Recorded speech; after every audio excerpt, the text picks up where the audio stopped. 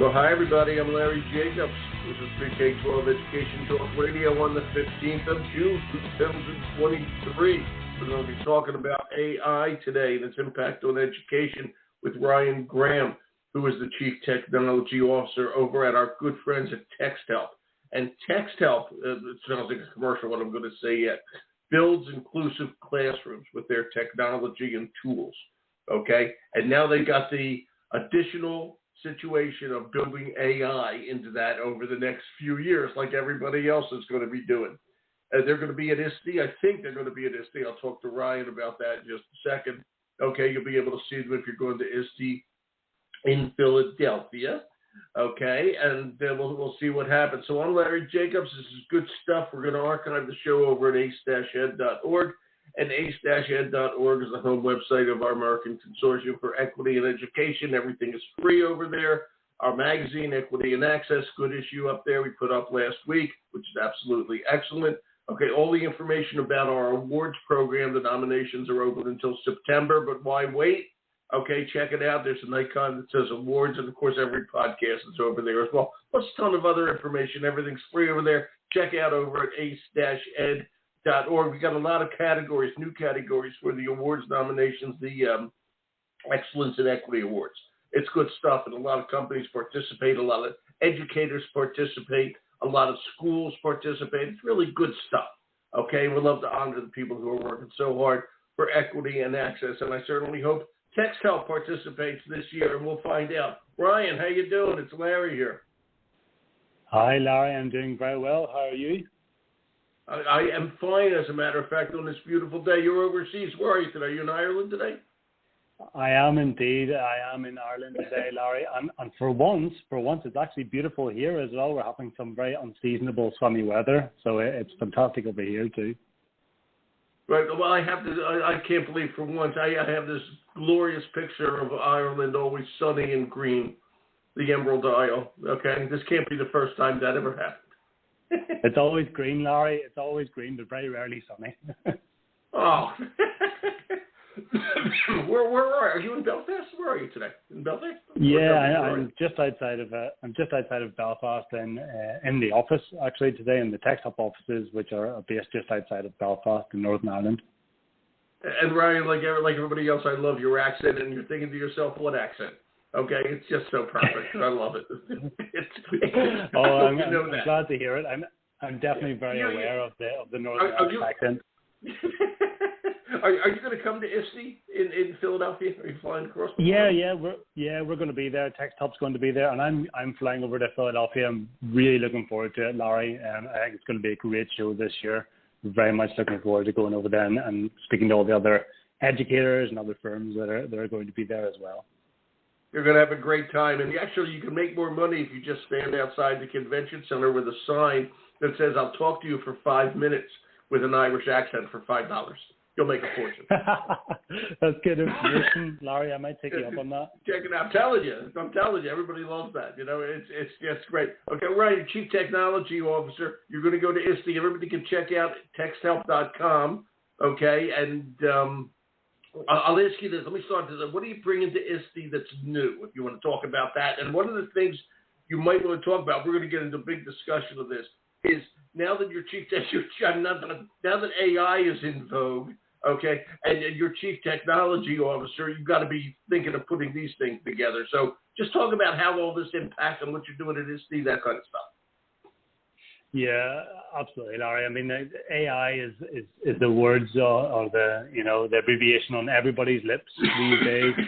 So every opportunity that I get to talk to somebody about AI, the conversation usually goes on for 30 minutes, and that's if somebody puts a limit on the conversation at 30 minutes. Usually it goes on a lot longer than that. So I'm you really have as much time as you need. Go ahead.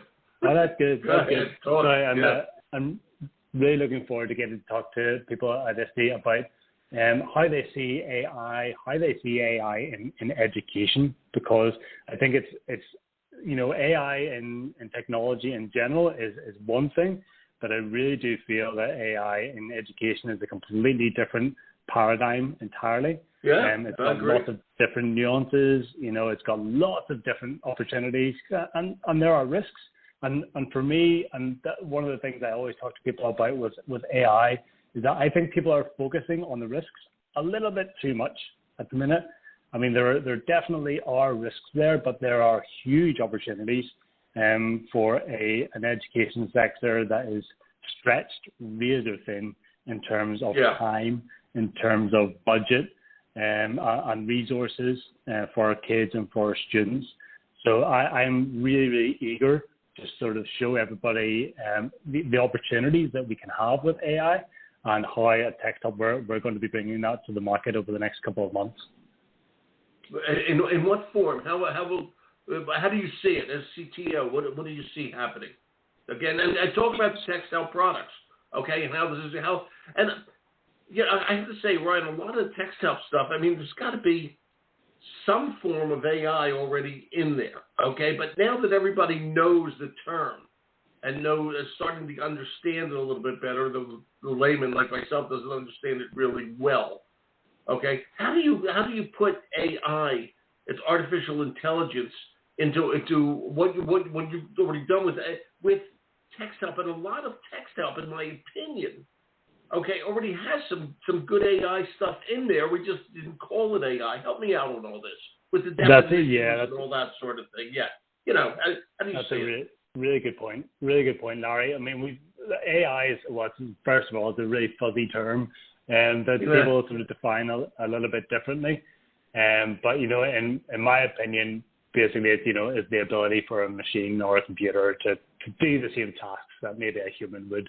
So sort of doing its own tasks without human interaction. So in that way, we've had AI in our products for a long, long time. And Texthelp has been using AI in our products as well, as you point out. But I think over the past couple of years or so, things have progressed very, very quickly in terms of AI and machine learning. So technologies that are, sort of were used by us nerds, Larry, in the tech field, for the past 10 years are now out in the open for everybody to use. Of course, I'm talking about OpenAI and ChatGPT. I think that's the biggest change that we've seen over the past year or so. Those new technologies like AI and ChatGPT, they are slightly different than let's call them traditional machine learning or traditional AI. And that they've been trained on these huge data sets, pulled in from across the internet. And therefore, there's very little that they don't know the answer to. So these new models and new AI, new data sets, they don't just solve one problem. They can solve thousands of problems, hundreds of thousands of problems. And they understand instructions better than they ever have done before. And I think, therefore, things like ChatGPT really has given AI and ML to everybody. It allows anybody to instruct it to achieve a task. Yeah, exactly. Just as easily as somebody just doing a Google search. So really, they put those tools in the hands of everybody. And I think that does represent a very big material change. And at Texthelp, we've been sort of following this closely, as I'm sure as you can imagine, and sort of investigating what it is we need to do as an organization with tools like Read and Write and Orbit Note and Equatio, and of course the products like Co-Writer and Snap and Read that are now part of the Texthelp group, and how we can build AI into those.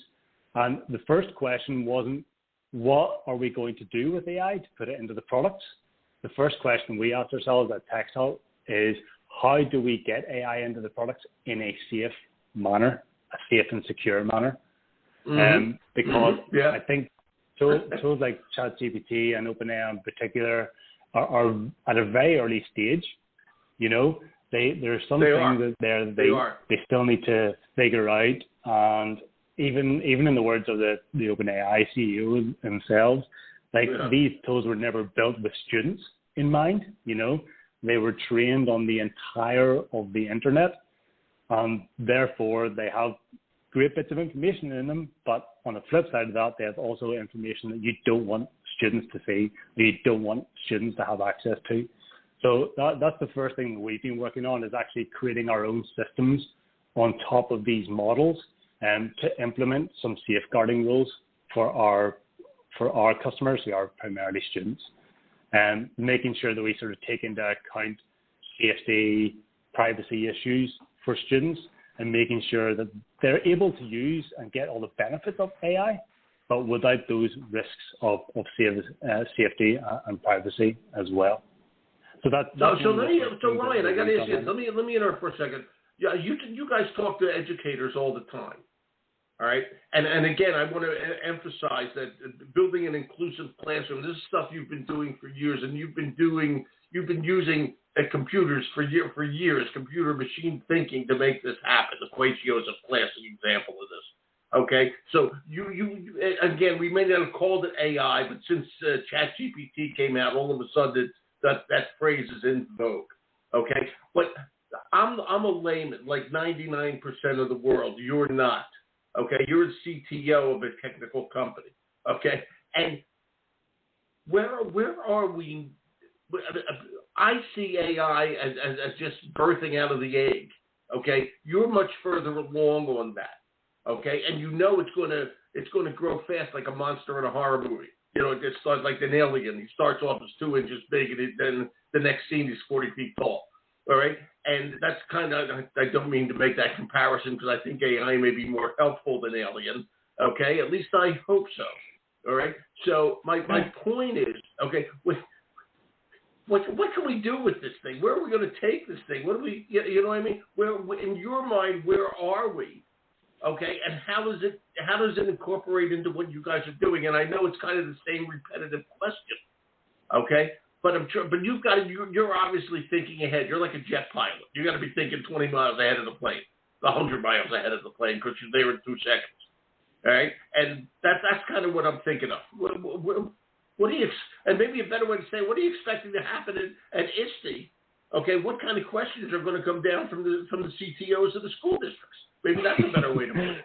Okay. Yeah. Okay, alien, help me out. Yeah, the Predator Part 2. Go ahead. Yeah, you know, and I constantly, this is the thing, yeah, right, I'm constantly, okay, using sci-fi movies as my analogy, okay, to AI.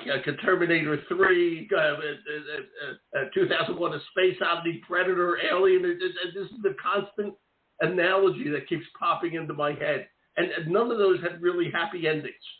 Okay? Yeah, I was going to suggest that. You know, I'm making my brains lie for a positive sci-fi spin. Yeah, right. Go ahead. Blade Runner. No, there's no happy endings. Okay? But of course, there will be happy endings, we hope. All right? And we want to keep, what you said, we want to keep certain information out of the hands of kids. We want to keep certain information out of the hands of everyone. Okay? I hope our ex-president, Donald Trump, remembers that. We got to keep certain things out of the hands of everyone. Okay? So, therefore, you don't have to get into the politics of that one. So, my question is, okay, what are we doing with all this stuff? Ryan, there you go. You are now the king of AI. Have fun. Go ahead. Go. So I think in the short term, I mean, you said that we're at the very early stages, and we are, but we have to remember that educators and students are using these tools today. So we're already sort of seeing the impact of what can happen with AI whenever we give it to everyone. Like we're seeing teachers that are under, as I mentioned before, under immense time pressure and budget pressure, that are using GPT and ChatGPT to reduce their workloads. You know, I've seen some instances of teachers using it to create content, create reading passages for them, to create very basic lesson plans, basically saving themselves time. And I think over the next couple of months, we're going to see that more and more. I think right now we're in a difficult phase whereby you kind of need to be enthusiastic about it. You need to understand the technology and you need to go out of your way to go and figure out how to use it. But I think over time, these tools are going to be a lot more simple to use. And that's where, you know, Texthelp's tools and other ed techs will really come into play, is that we can put that kind of technology and that, you know, that level of content generation into the hands of educators and into the hands of teachers and let them use it very, very simply. And also, I think one of the key pieces of that, and this is where Texthelp really comes in, is that we would allow you to do that wherever you are. you shouldn't have to go away to ChatGPT or go away to some techie website to get your job done, you know. If you want to work inside a word processor, you know, that's where it should be. If you want to work inside slides or, you know, any other environment like PDFs, that's where all that technology should be. And that's where Texthelp is in the middle there. We're providing those features, providing those benefits in a really safe and sort of security conscious way as well. And it's not just educators. I mean, we're going to be talking about educators a lot because it's probably safer for educators to use ChatGPT than it is for students right now, at least with the level of tools that we've got seems to today. be a trend. Yeah, that's a talking point. Yeah. That it's a lot safer for the educators, and that's where we have to really begin this thing. But human nature is we're good. The kids are going to use it too. I read last week that they've incorporated AI into a Khan Academy, which is the big math academy. Okay, the Khan, the Khan Academy tutoring. They have a AI math tutor. I think this was in the New York Times. Okay, and they're using it in just a couple of schools. All right, so will that replace the teacher? Okay, in learning math, et cetera, et cetera. But most of the people I'm talking about are saying we got to use it for the teachers at this stage of the game. Although, as we all know, and please don't take offense at this, everybody, the kids we teach are digital natives more so than any of the teachers. Okay, and they're on top of this stuff like you can't believe. And I love what you said a few minutes ago. You know, we got to make sure that we're putting AI into our products without having them have to go somewhere else to get it, so that there's safeguards built in. Okay, to me, all these things you're saying, it's really just man, we are on the brink of a tidal wave here. That's what I say. And I'll be curious how it plays out at ISTE, because it's got to be that's the Society for Technology and Education. Okay, so everybody who's going to ISTE, it's got to be the top thing on their mind. Okay, however it's going to be the top thing. Yeah, it is. It is. And like I'll be talking about AI at ISTE, like I said, with Texthelp as well. And you know, I think there are a lot of people who really have questions around how you can use it as an educator and how you can use it safely with your students. And I think to your point as well about Khan Academy, that's the approach that I think we could probably see in about in the medium term for this. I think that there are huge opportunities for students to just to be clear, not to replace teachers. You can't replace teachers. There's no substitute for that. But for a student who's maybe, for example, struggling at home, who doesn't have the support at home or a person to be able to ask questions of, or to bounce ideas off, I think that's where AI can really come in very, very helpful. Just to give them that little bit of extra support, that little bit of extra help at home, or maybe whenever they're on their own, will be a huge benefit for students, and especially struggling students as well.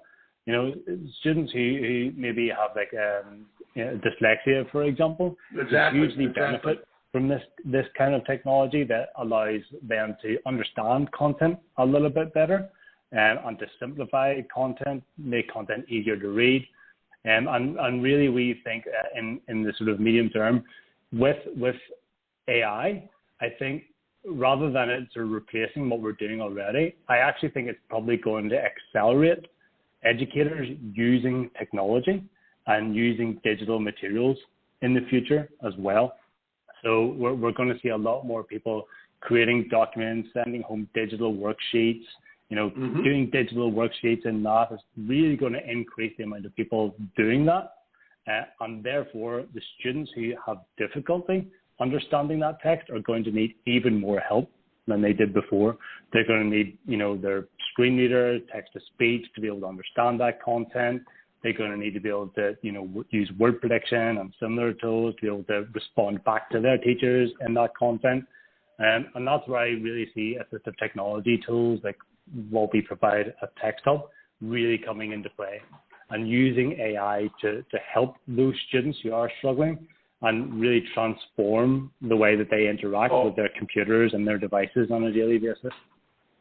And I think that's exactly, we're going to move those kids really forward. And the other group, I was thinking as you were saying all that, the other group that can really use it, this is always a challenge in schools, are gifted kids. Okay, there aren't enough teachers of the gifted per se. Okay, and like any, they struggle too. We can't forget that. Okay, and AI will allow them, I think, to take what they need a little bit further. And it's interesting what you're saying here, Ryan. I think what AI is going to wind up as, okay, we are going to have to teach kids how to live and use the product, so to speak, in an AI world.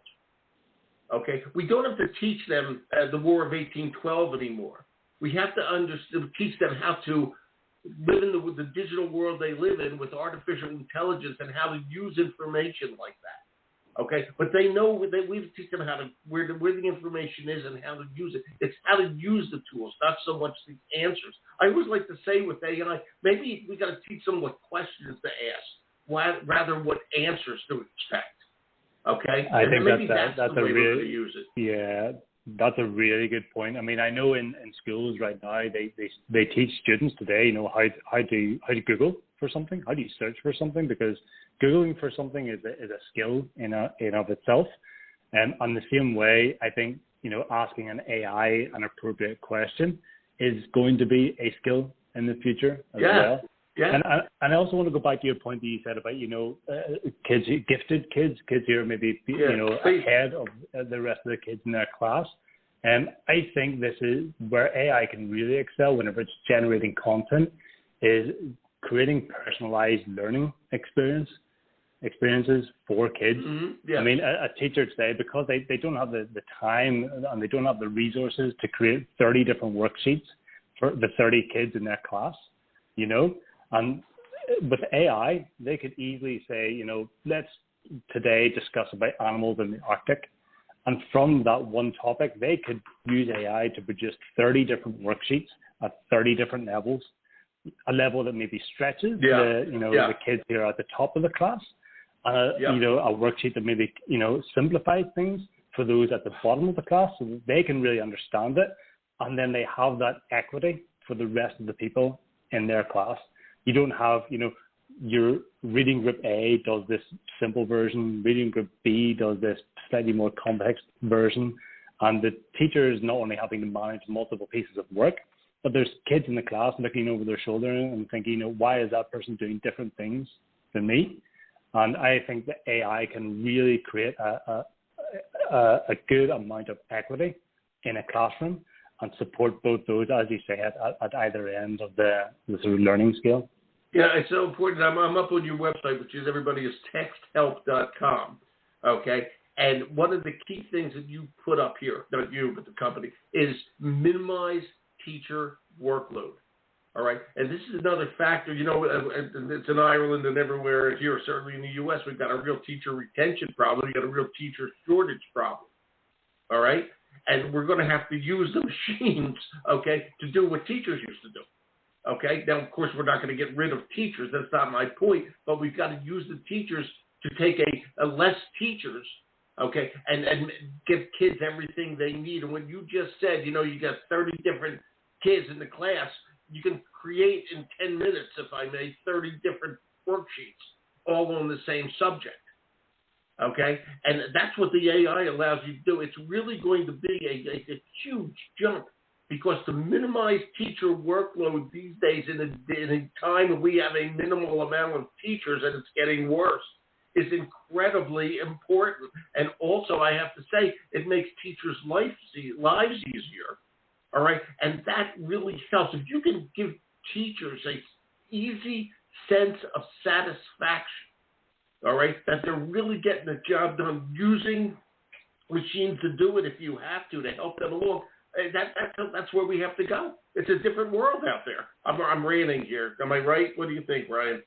Yeah, you're 100% right. I just think Thanks, buddy. the more time that we can give teachers back, and the time that they're spending typing, the time that they're spending arranging papers, the time they're spending sending out papers, they could be spending that time doing what it is they love doing, and that's helping the students in their class. Exactly. That's what they're good exactly. at. They're not good at doing just filling out reams and reams of paperwork for the sake of having paperwork. They're good at actually developing those students and helping those students. And I think as well, in terms of how the AI models can help with that, is that they're also very good at, helping to assess and mark work as well. As I'm sure you well know that I'm married to a teacher, so I know how many times you get the green or blue pen out to circle and check each individual answer. Yeah. So I think AI can really, really help in speeding up that process, so that we're not in a place where students maybe get one assessment per week, or maybe even one assessment per month or every couple of months, because the teachers are time stretched. I think in the next couple of years, we'll probably see a move to machines automatically assessing as we go along, just checking the work as we go along every day in class.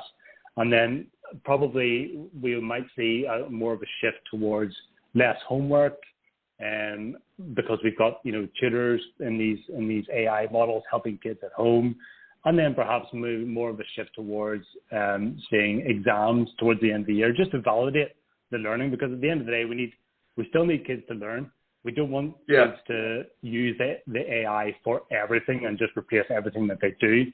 They still need to learn the fundamentals in their educational journey, and we still need to make sure that kids are getting that benefit out of their educational journey as well. Yeah, and I'll tell you, we're going to wind down in a minute or so, but you guys are going to ISTE, and you're going to get these questions like you can't believe. But the products that you guys have, okay, are absolute. You're already doing a lot of this, and what we're going to do is maximizing it with all these new ideas and products, and that's what's really going on. Okay, and what you folks do to minimize teacher workload is unbelievable. And the fact what Texthelp does to build an inclusive classroom and make every kid, it's a real equity thing. Okay, every kid deserves the education that works for them. Okay, and that's what you've been doing. And now you and your team of robots, if I may, I assume they're all avatars and robots at Texthelp, right? Pretty much, pretty close to it, Larry. Right. Yeah, giant robots. They work with AI so often that they might as well be robots anyway.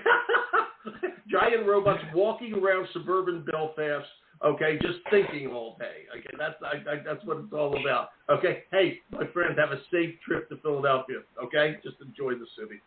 And you walk across the street, you walk across the street, you go to Reading Terminal. Yeah, you go to Reading Terminal and just sit there for 4 days and eat. That's all you want to do. Just go to Reading Terminal across the street, say goodbye to your friends at Texthelp, and just eat all day. That's all you want to do. Reading Terminal. That sounds amazing.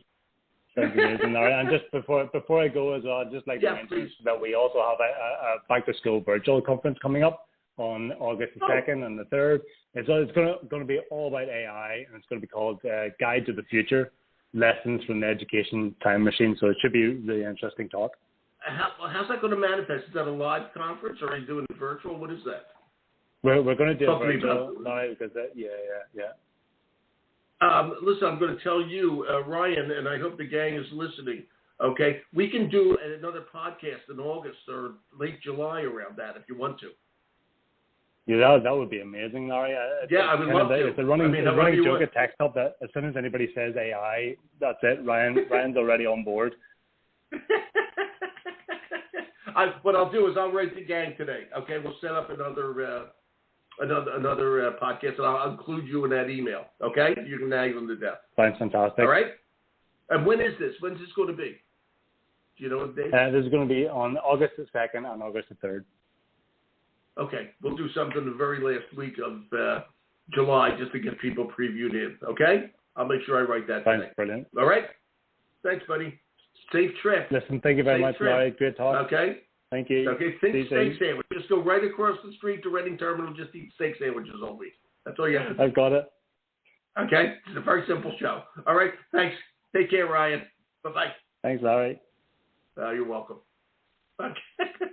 And so Ryan, who now weighs 180 pounds, will weigh 375 pounds by the time he gets back from Philly. Okay, we're going to have that, of course. All right, Texthelp is at texthelp.com, and they are really a wonderful company. All right, please check it all out. They have been, I said it, they've been building inclusive classrooms for years. And believe me, they're on top of this game with the AI.